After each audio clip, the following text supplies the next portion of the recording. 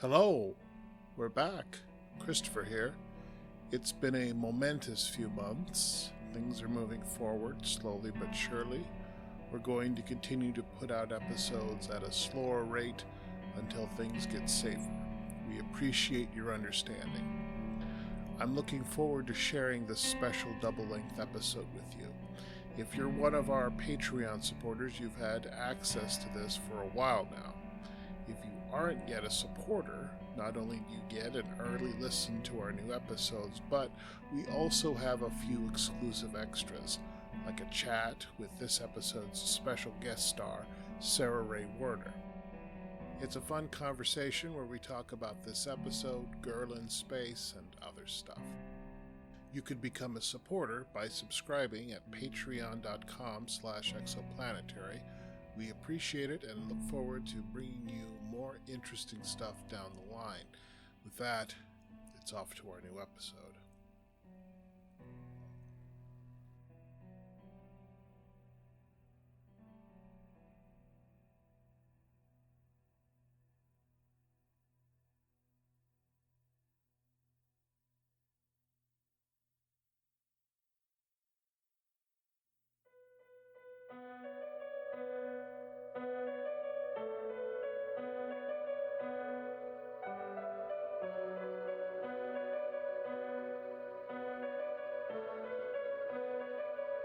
Exoplanetary, the adventures of the spacefaring Wolverton family and their friends far in the future. Tonight's episode, Countergambits.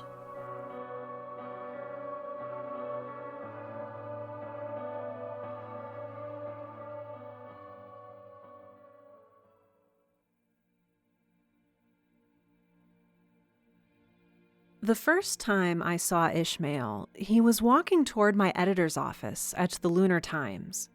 He sipped Turkish coffee from a ceramic container. The aroma perfumed the city room as he passed my desk. This cup kept the brew a perfect temperature, engineered that way.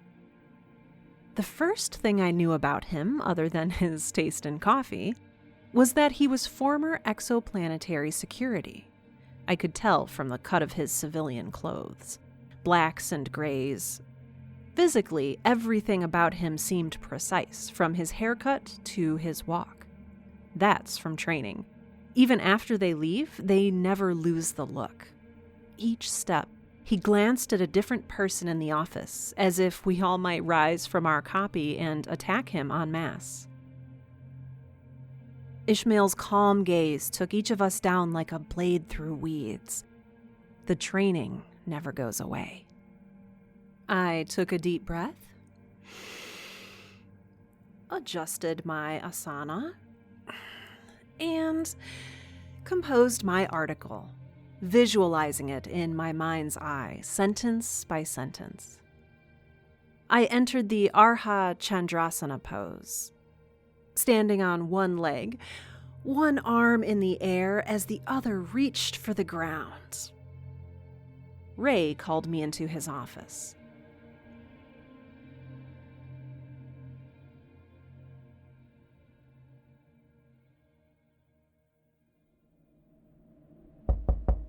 You rang?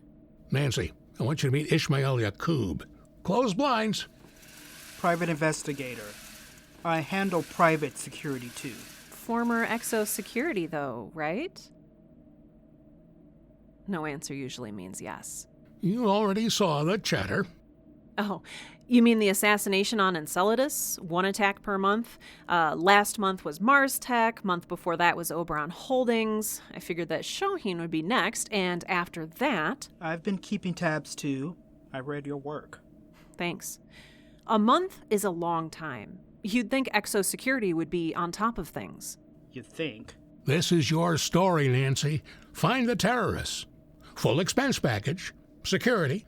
Now get the story. Hold on. 2 things. I've been bugging you about this story for months, and you're finally throwing money at it? What do you mean? Now that it's Exo's turn in the round robin, they suddenly remember that they own a newspaper and they're... Don't question this paper's integrity. Exo is leaning on you, aren't they? Look, Nancy, Did I mention that our best investigator was champing at the bit to do a story on the terrorists? Yes. Did they suddenly increase the budget? Yes. Is the Lunar Times taking advantage of its corporate paymasters? Always. There's nothing wrong with getting paid. Incidentally, where do I send my voucher? Fine, I'll bite, but I don't need Kevin Costner over here. I'll get pegged if an exo cop is tagging along. Former exo cop. What's a Kevin Costner? 20th century film actor. Don't mind her. This is how she acts snotty. Oh, I'm not being snotty. I just need to travel light. Mr. Yakub, I'm sure you're great, but I don't need security. Thanks. I'm sure you don't know what you're getting into. Aside from your yoga, you know any martial arts? Weapons certifications? I took one Krav Maga class 5 years ago. It wasn't for me. This is why I hired Mr. Yakub, Nancy. This is bigger than anything you've done before. Come on, Ray. I can handle danger. You know my work. I found the embezzlement ring on Titan. I was the one who put the pieces together for that process killer on Callisto. I get that this is a dangerous assignment. I'm not being difficult. Then why don't you just say thank you and move along? We've hired him because these terrorists aren't just killing toffs, you know. Plenty of ordinary working stiffs like you and me, dying too. You're no good to anyone if at the end of this, you can't file your story. Listen, maybe it would help you not to think of me as a bodyguard, but as a second investigator. An extra pair of eyes. Ishmael Yakub, age 35, father Rafiq, mother Faisa. Owners and operators of Yakub's Diner, the family business and the only place you can get Turkish-style coffee in the Sea of Tranquility district. How the hell did you find all that? It's easy when you're the best. I know a thing or two myself. You tell people you're 32, but you're actually 36. You were born on Ganymede, but you got out of there 5 years ago. In your early curriculum, they told you were best suited to be a copywriter, but you had your heart set on being a reporter after watching a 20th century film titled All the President's Men. You live 3 blocks from Armstrong Park with your grandmother and 4... Enough. No, not in front of Ray. Not in front of Ray? You live with your grandmother and 4 what? Ferrets. I have 4 ferrets. John, Paul, George, and Ringo. Ferrets? Looks like you're coming along, Mr. Yakub. Okay, finish it. For what? Finish what? Your dossier on me. I can't let anyone here know too much about my home life. How did you know about my 4... ferrets? Right. 2 biological, 2 adopted. I've been very careful about who I let know about my family. I understand. I respect that. All the more reason for you to come home to them safe and sound. All right. Let's get out of here. I'm parked on the roof.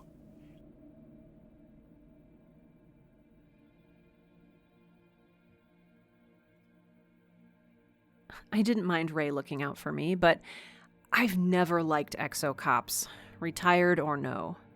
Exo security has been on my list since they carried me out of my apartment and dumped me in an employment center for missing 1 rent payment.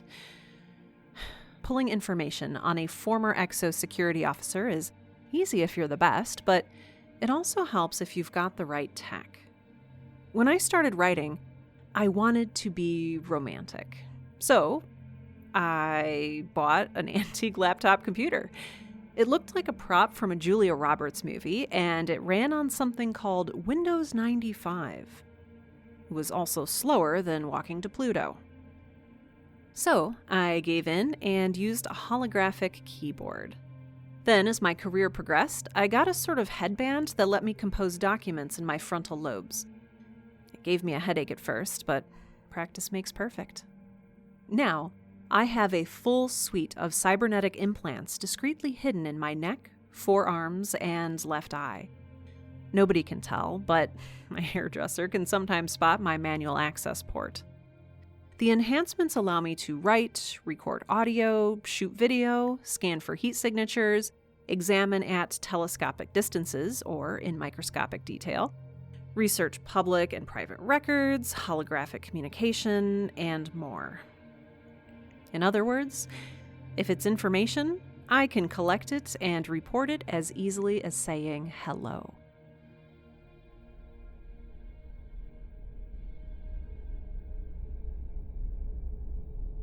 How are those quarters for you? Plenty of room to stretch out. I feel I ought to apologize for earlier. Well, shouldn't I apologize? There was a better way to handle that. For both of us. But I don't want you thinking of me as dead weight. I am interested in how you did that, though. I thought you were doing yoga out there, but there's something in your head that lets you research and write a story even when you're talking to me. It's very sophisticated. Cybernetics? The tech is just a tool. Beats sitting at a desk. Years of experience is my real secret sauce. How did you find out about me? You can probably guess. Personal records aren't that secure, whether you have cybernetics or not. When I took the job, I looked at your records, same as you looked at mine. So, we're both clear on who's standing next to us, all right? Yeah, I suppose we are. Those same skills help me obtain these exo security files. Nice. Do you know the word Chaturanga? A yoga pose. The low plank? Yes. The word literally means 4 limbs. It's also the name of an ancient Indian game believed to be a precursor to chess. They infer the meaning due to the number of chess allusions in the few communications they've intercepted. Chaturanga uses chess notation codes. It also informs their strategies. Exo believes that there are only ever 4 field members at any given time. The 4 limbs in the name: Rook, Knight, Bishop, and Queen. The implication is that there's a king somewhere masterminding everything. What about the pawns? The pawns are integral to Chaturanga's modus operandi. The 4 limbs are working against the opponent's king, presumably the target they've selected. They capture a pawn, usually someone close to the target, and they either manipulate them into killing the target, use them for access, or even impersonate them. Even that gets fuzzy. Only 1 member was ever identified post-mortem. What did they find out about the deceased? Ryosuke Hiromi, age 56, was once a biological engineer.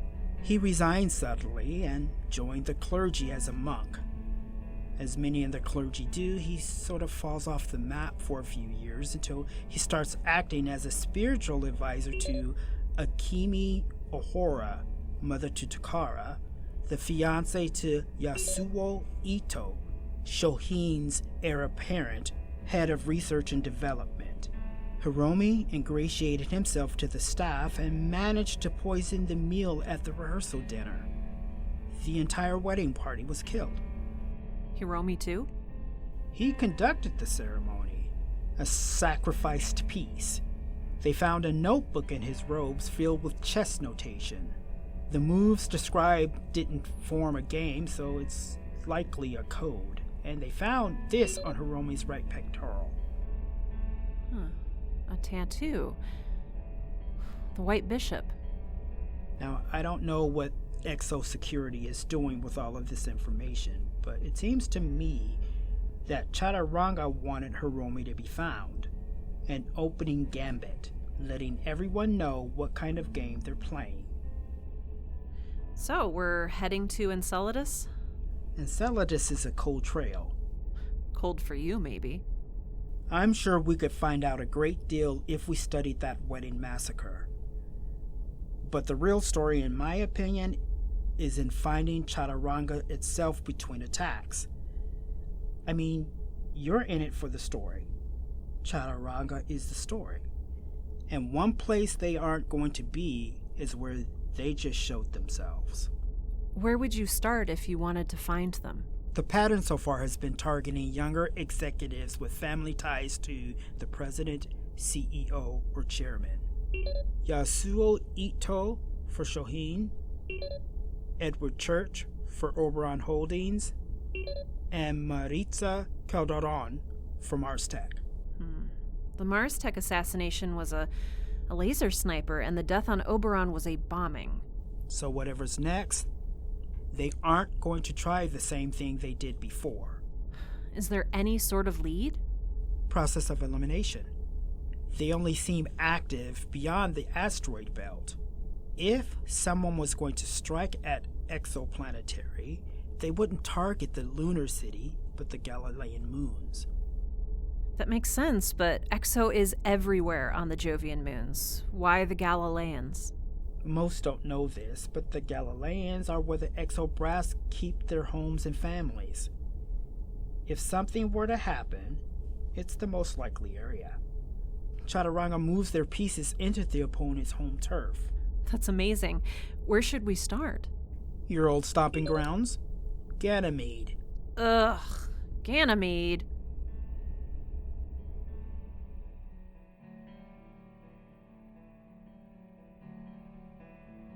On Ganymede, the waste from the city oozes from pipes down the walls and to the surface below.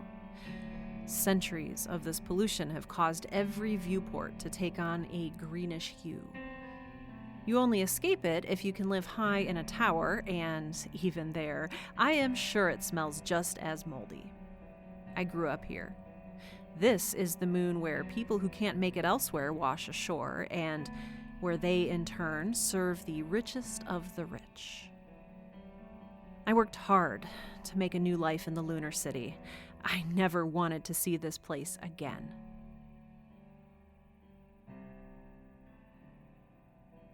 In my dreams, I strode along a busy walkway, the night filled with slow-moving pedestrians heading home.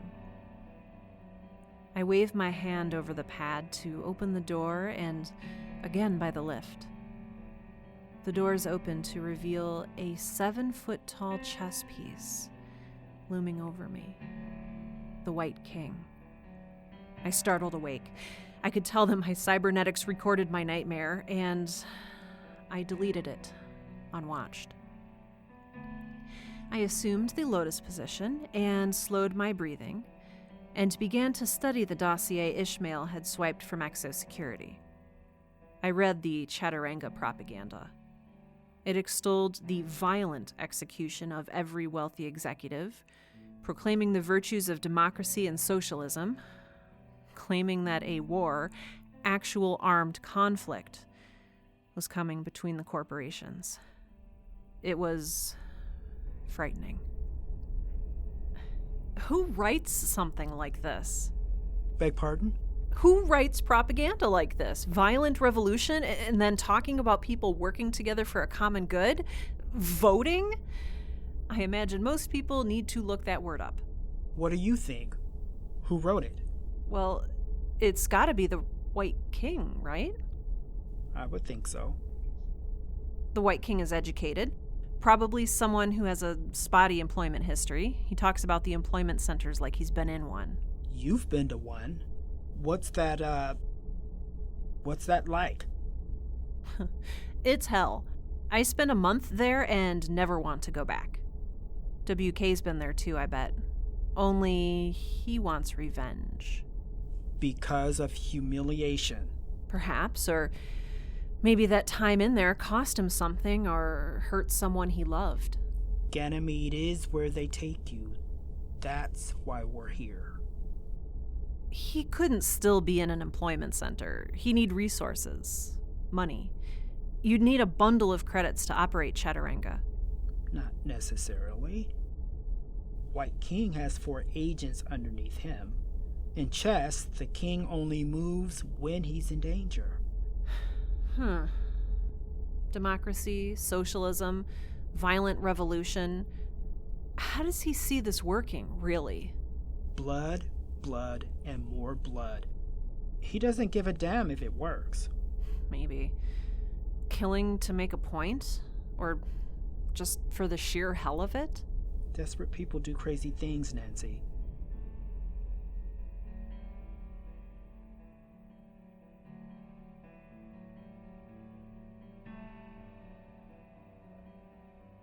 In my room, I took myself down to a Chaturanga plank, resting on my toes and forearms.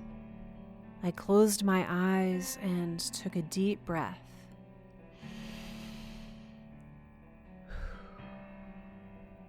I exhaled. In moments, I let the microprocessors under my skin disassemble and reassemble the ranting Chaturanga essays. I was attempting a variation on a 21st century investigative technique, identifying an unknown author from their quirks of language. A writing style can be like a thumbprint. Ray can tell my copy from any other reporter on the payroll because he's read volumes of all our work. He knows my go-to adjectives and my tiny habitual mistakes. Despite my tech, I still occasionally misuse punctuation. And Ray sees it first. Ray knows. So, there's an algorithm. There's the solar system's entire library of published material, private documents, and corporate ephemera. Novels, articles, screenplays, fanzines, essays, you name it, I've got it passing through my head. Whittle it down to the last 50 years, no need for Shakespeare, no need for the Greeks or Danielle Steele. I take a deep breath, and I exhale. And it's done. The result? A short list of writers with the White King's flair for angry rhetoric and violent metaphors. 2 of them don't seem to write in English, put them at the bottom of the list for now. That leaves 5. Are any of them on Ganymede? Before I answer that, how sure are you that Chaturanga is already on Ganymede? There's a month to go. The family has other homes, like that castle they're carving out of an asteroid. Educated guess. This is where the largest employment centers are located. 1/3 of the people on Ganymede were shipped here because they couldn't find or maintain work. Crime is bad here because Exo doesn't take care of anyone but the Toffs. Then he is here. His name is Samson Chambers Harnell, living in Employment Center 2368. That's almost too good. There are others, but Harnell fits the profile to a T. But that's not enough for you? It's enough for me to investigate further. It's enough to dig deeper. What's with the face then? The more I run this guy's words through my head, the more I think he's not entirely wrong. I think about my kids and the world they're growing up into. Yeah, the ferrets. I think about that. I have a daughter. Her name is Gondola. That's lovely. My kids changed everything. When it was just me, I was fine with plugging away and making things work. It's fine when you're just looking out for yourself, but once you have that person you're responsible for, you start thinking about how you can make things better for them. I'm still plugging away, but now I'm trying to afford classes and better food and... You'll do anything for them. You'll take jobs you never thought you could in order to keep them in clothes and hot dinners. I know the feeling. Oh, do I know the feeling.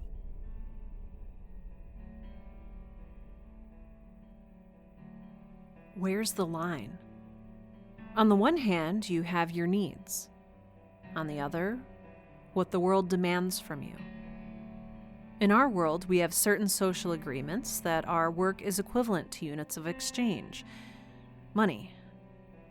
We use that money to pay for goods and services, but when the same company that pays you is the one that owns your home and collects the rent, sells you your food and interacts with you every single moment of the day, what do you call that?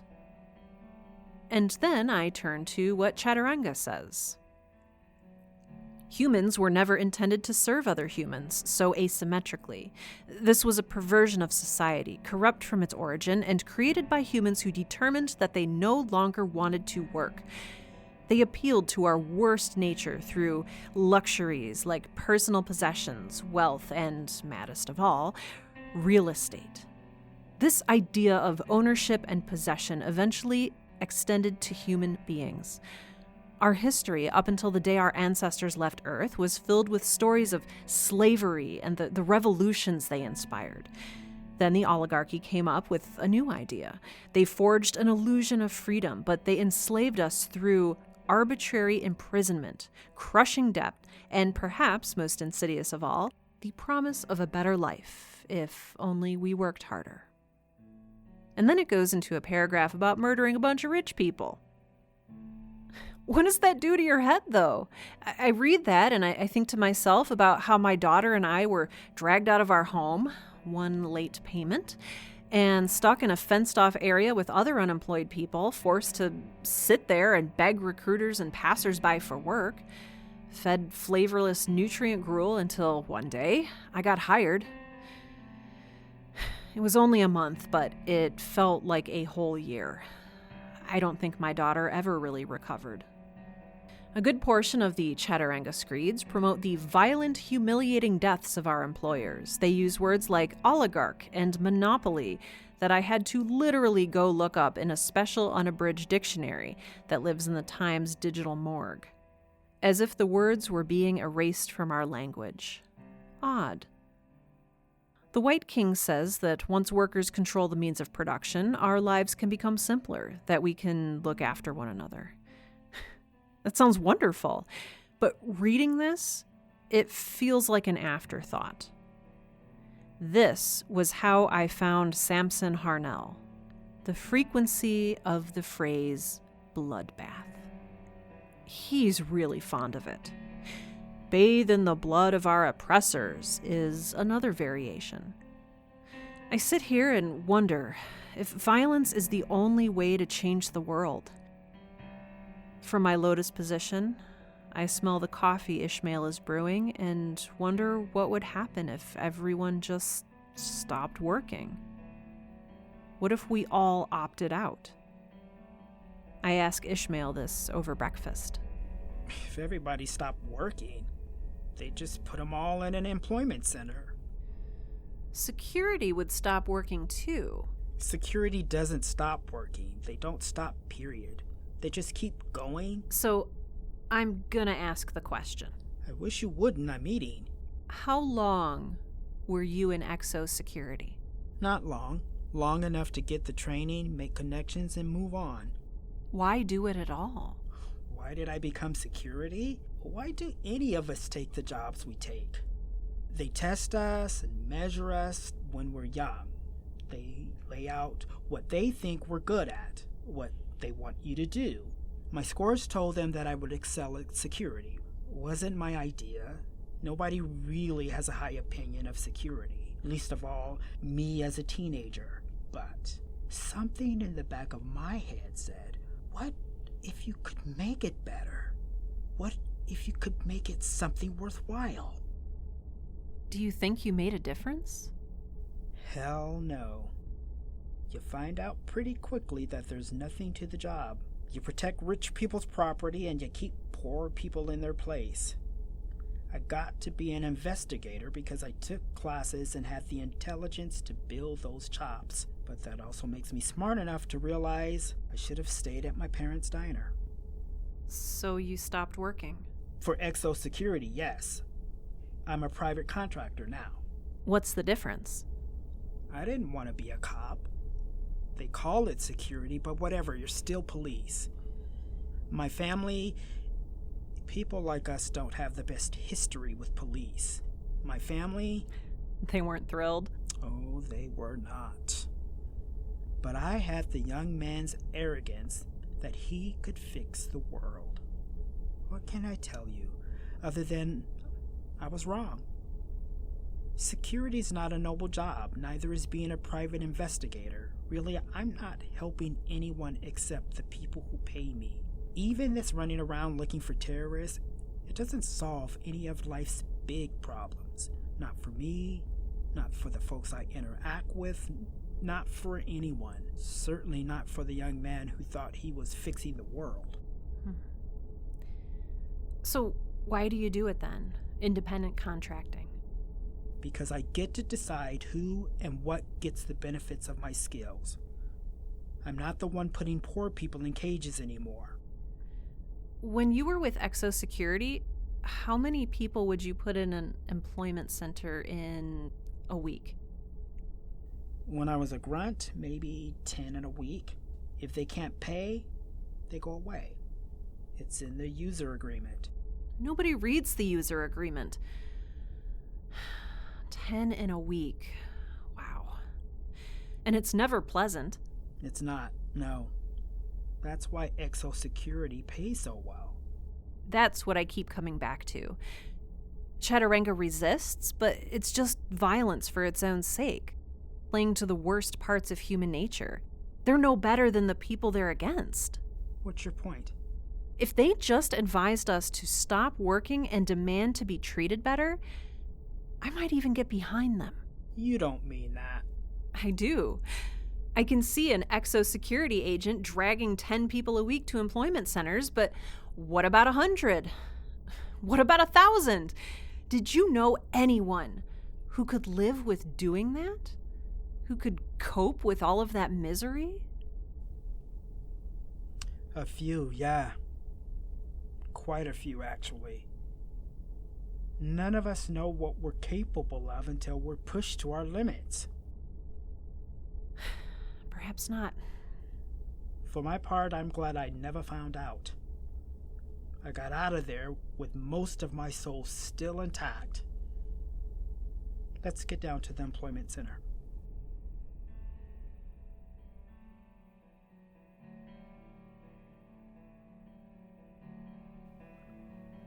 The employment centers of Ganymede were just as I left them. Nasty, brutish, and cramped.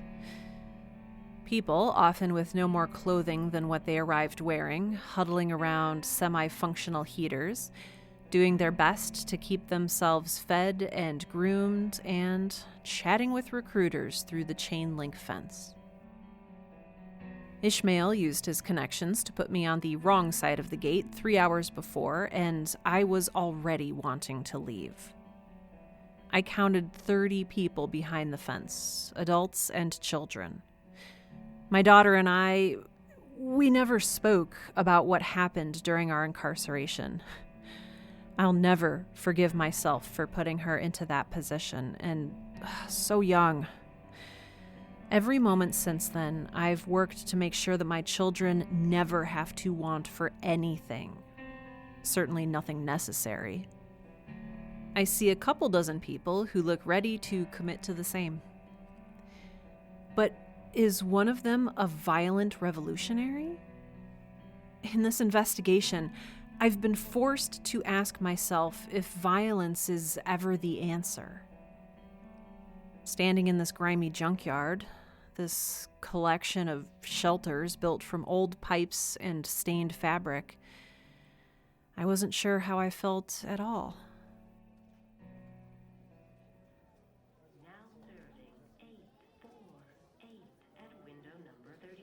That's Samson Harnell? What were you expecting? A machete-wielding giant in a hockey mask? I didn't have any expectations. I haven't seen him go to the fence at all. He's just sitting by the flap of his tent and, well, he's not really doing anything. Just sitting. So, not even trying to appear normal. If he doesn't go to the fence, he can't get hired. If he doesn't get hired, he can't pay off the debt he's building parked here. There must be a plan. Maybe. Talk to him at all? Not yet. Trying to figure out what's in the tent. It's larger than the others. It's like there's a light in there or something, and... Holy crap! Is that a kid? Yes, exploding out from the shelter, blowing past Harnell, was a boy of no more than 8 years old. He dashed over to the rations, grabbed 2 nutrition packs and 2 water packs, and ran back to Harnell. The older man smiled. Harnell and the boy sat across from each other on the grimy floor to eat their simple meal. The nutrient packs and the water packs are tricky. The packaging is edible, made from a sort of engineered seaweed paste. It's not terribly appetizing, but the rations keep you from starving or dying of thirst. The trick for the water was to put the bubble into your mouth and let the film dissolve. For food, it was better consumed while hot, which meant chewing the film. Many felt that this made the gruel inside taste even worse. People who were anticipating being carted off to an employment center often keep condiment packets in their pockets, anything to fix the taste. The Harnell family solution was different. Samson Harnell produced a bottle of hot pepper sauce, a few shakes on the blob of gruel, and they popped it into their mouths. I wish I'd thought of that, I said. And once I did, the boy's eyes quickly met mine, wild like a startled animal, and he darted back inside the tent. Samson wiped his mouth and stood up, reaching out his hand and smiling gently. Pardon my boy. He's not very civil, is he?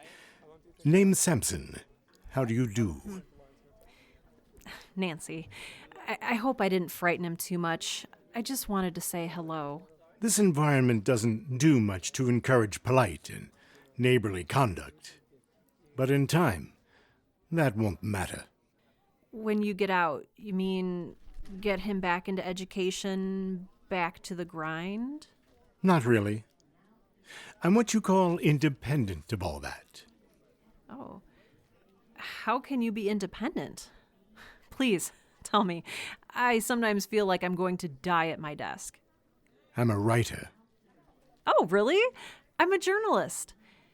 I mean, I was a journalist, but I'm sure I'll find something. Or maybe I'll go independent like you? Not everyone has what it takes.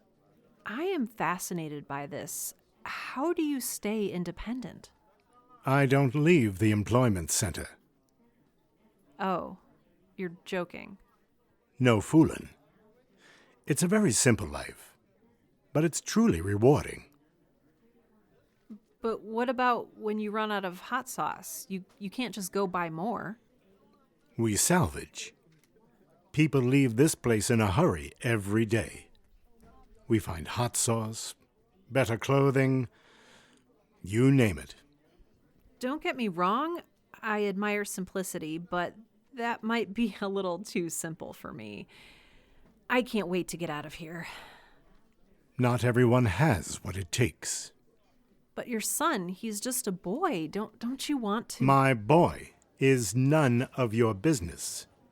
I'll thank you to step away, please. I want to get a look in that tent. We should be discreet. I don't know. Samson's guarding it like a cartoon bulldog. I can slip you a device. It links to your cybernetic implants. Lets you look inside the tent, but you need to be close, practically next to it. Ishmael, I don't really think he's going to let me get close. You should have seen his eyes, like a dark room full of ghosts. I need to find a way to get close without being close to him. I just want to look inside, Nancy. That's all we need. Once we have that, we can think about our next step. No, I understand. I've been trying to impress you all this time, and here I am, getting queasy over some guy's eyes. You're doing fine, Nancy. You're doing fine. Fear is just your body's way of protecting you, warning you. Listen to it, but don't let it capture you. Ishmael, wearing the mask that they give employment center guards, met me at the fence. We pantomimed the sort of spot searches the guards performed regularly, and he slipped the device into my pocket. In my mind's eye, I could see the device remotely connect itself to my hardware. 10%, 15%. I inched over to Samson's tent. I slowed my breathing, focusing on the back of the tent. The lights above me dimmed to begin the center's artificial night. 20%. 30%. I saw what Ishmael was referring to, some sort of light that seemed to be coming from inside the tent. 60%. 75%. But the interface stopped there.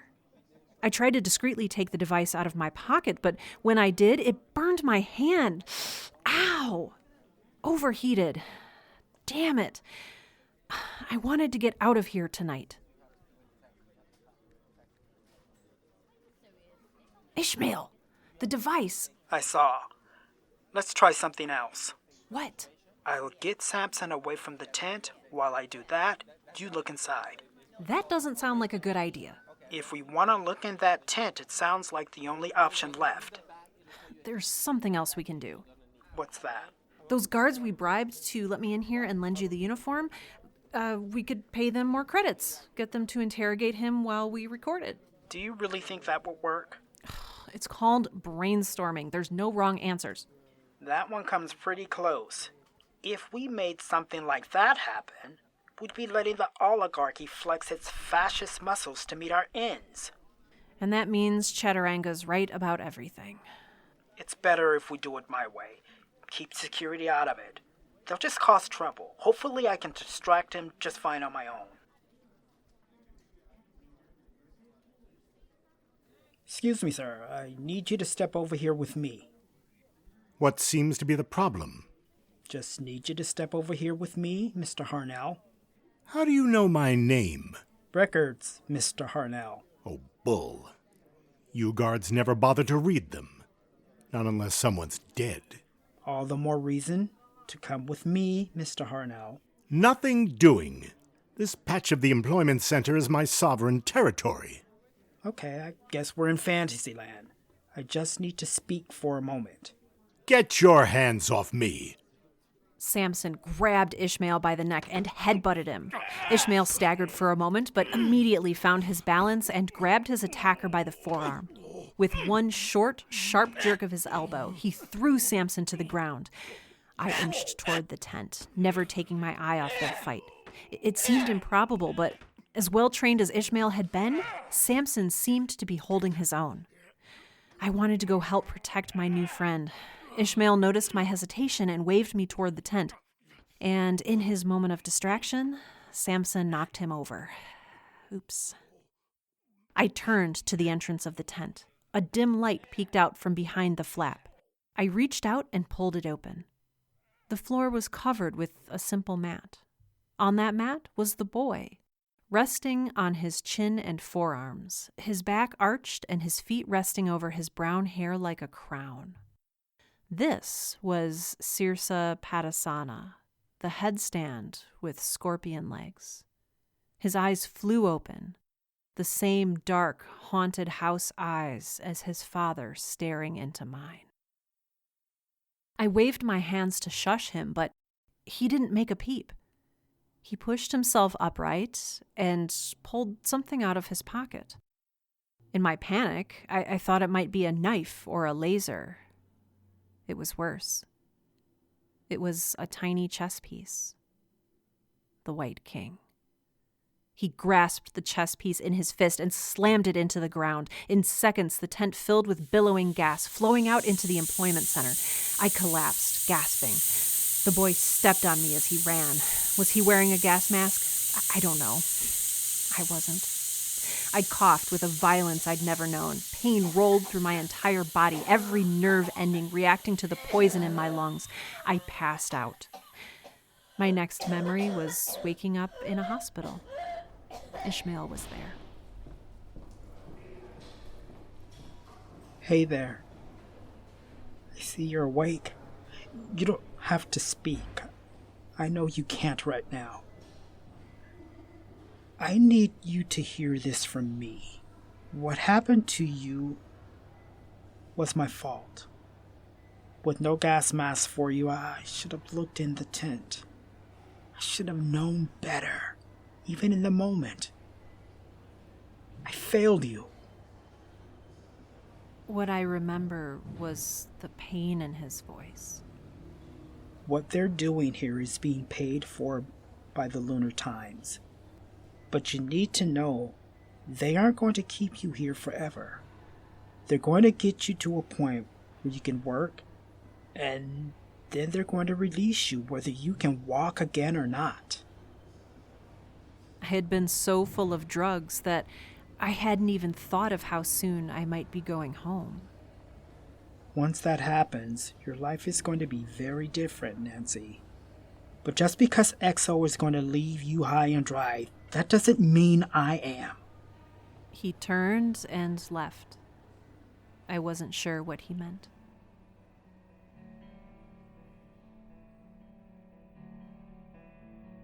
In time, I was well enough to read a dossier Ishmael sent me. In the confusion of the gas attack, I wasn't the only one affected. Out of the way! Out of the way! Coming through! Of the 30 people living in the employment center, I was the only one who lived. The tiny chess piece poisoned the entire center with a type of nerve gas. The center was cleaned and put back into operation in 2 weeks. Samson Harnell was dead. No trace of the boy. The king only moves when threatened.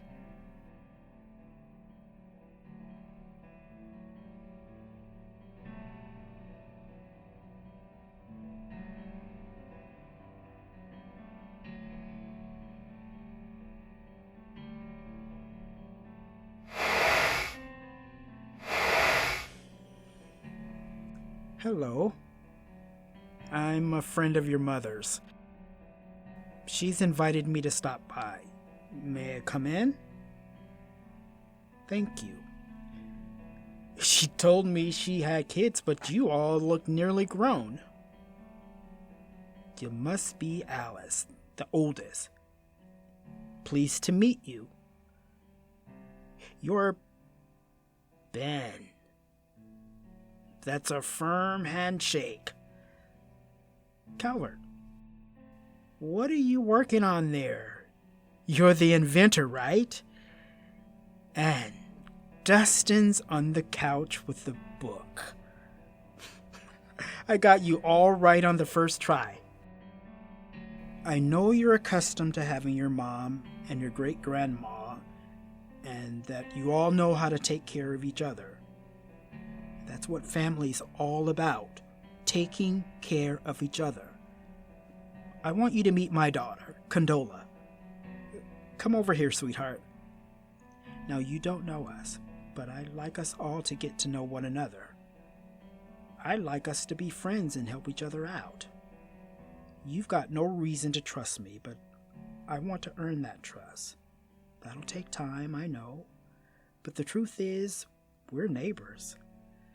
My family's diner is just a few blocks away, not exactly close by, but close enough to be neighborly. Now, we brought some dinner. Who's hungry?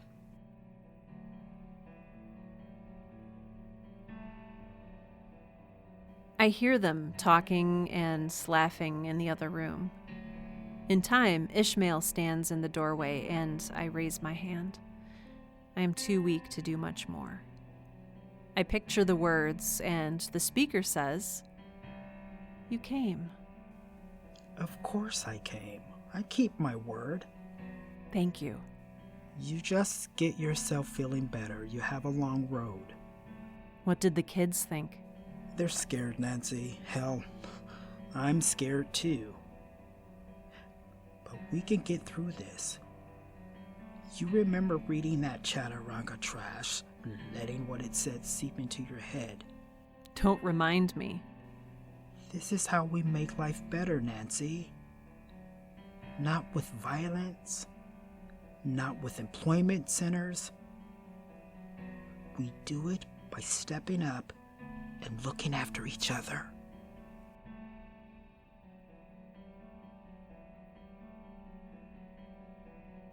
Our assumptions about the White King were that he was a man who'd been abused by a cruel system that shaped him into a terrorist. not even our warped brainstorming, could picture the White King as a prodigious and wicked child. Samson C. Harnell Jr., we assume that's the White King's name, tested in the 99th percentile in his education league. I'm not certain the man I met, the one who died, was his real father. Maybe he was just another pawn. They simply stopped working, stopped paying. In time, they were incarcerated in the employment center. But why? That's what I don't understand. To attract us?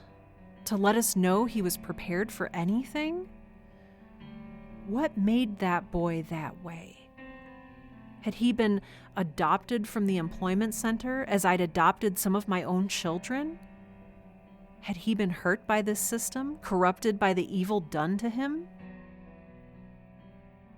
Days later, the president of Exoplanetary disappeared under mysterious circumstances. More questions, but no answers. I needed to find the story. Bedridden with nothing to do, I became obsessed, following every lead, reading every report, scouring the world of records for any possible mention of the White King, the boy who killed dozens, left me for dead, and then sauntered into the crowd like a fiendish, artful dodger. Of course, the thought comes to me 20 times a day that I would learn more if I could just leave my bed. But I am years away from this. I can't bend even a single finger without excruciating pain. My nanogenes are working overtime to keep me from dying from microscopic remnants of the neurotoxin in my bloodstream. My internal organs are a mess. I may never be done healing. I'll never be done paying for this treatment. I will need to work to maintain my insurance. I need to do this, even though I cannot speak, cannot move, and I cannot leave my darkened bedroom. The doctors say that, thanks to my cybernetics, I needn't miss a single deadline. I can see the world from my bed with drones, interview people via the network, research with access to digital libraries. I'm constantly in pain and exhausted, but I'm not going to let my condition stop my work. This is me contributing. This is me stepping up and looking after the people in my life. This is me making the best of a bad situation. This is me fighting. This is me providing for my family. My byline is Nancy Wolverton. I am the jewel of the lotus. I am the jewel of the lotus. I am the jewel of the lotus. I am the jewel of the lotus. I am the jewel of the lotus. You have been listening to Exoplanetary, Countergambits, written by C. Christopher Hart, performed by Sarah Ray Werner as Nancy Wolverton. Kenneth Dembo as Ishmael Yakub. Todd Tolces as Samson Harnell. Bruce Miles as Ray. Produced by C. Christopher Hart. Music provided by Jacob Jansen. Sound effects by Danger Marshall. Script consultation by Jordan Cobb. This play, the characters, situations, and associated intellectual property, copyright 2019 to 2020 by C. Christopher Hart, all rights reserved. Recorded remotely and at the Willamette Radio Workshop in sunny Portland, Oregon.